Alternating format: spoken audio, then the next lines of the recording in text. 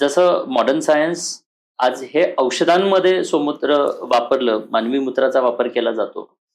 तसाच ज्या काही ब्युटी थेरपीज आहेत, जी, त्याच्यामध्ये सुद्धा या सोमूत्राचा वापर केला जातो, जी, असं ऐकलेलं आहे. जी.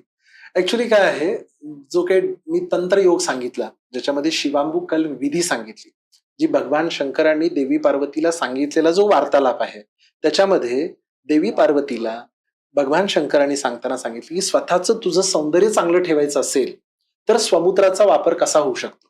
मग त्याच्यामध्ये त्यांनी सांगितलंय की बाबा शिवांबू जे आहे ते एक 7-8 दिवस एखाद्या भांड्यामध्ये ठेवलं आणि ते जर शिळं करून ते जर स्वतःच्या स्किनवरती वापरलं तर तुझं सौंदर्य चांगलं निखरू शकतं.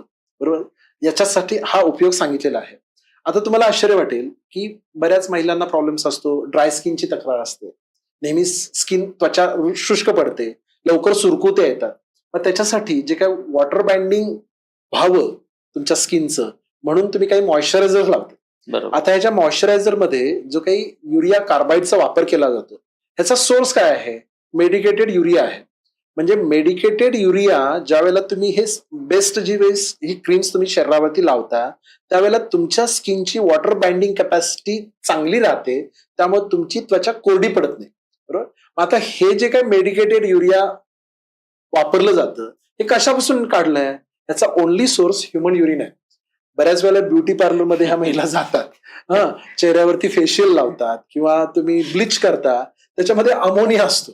आता हा अमोनिया कशा सोर्स काय? मेडिकेटेड युरिया आहे. मेडिकेटेड युरियाचा सोर्स काय? ह्युमन युरिन आहे. म्हणजे कुणाचं तरी मूत्र तुम्ही पैसे देऊन चेहऱ्यावरती लावा लागलाय आणि स्वतः लावा म्हटल्यावर लगेच चेहऱ्यावरती किळसवानं आपण हे करतो. तसं काहीच कारण नाहीये. की तुमचं सौंदर्य चांगलं ठेवण्यासाठी तुमचं जर रेग्युलर तुम्ही शिवांबू जरी चेहऱ्याला आणि संपूर्ण त्वचेला लावलात तर तुमचं वय किती आहे हे कधीच कोणाला कळणार नाही. त्या चेहऱ्यावरती म्हातारपणाच्या सुरकुत्या सुद्धा कधी येणार. हा त्यातला भाग आहे.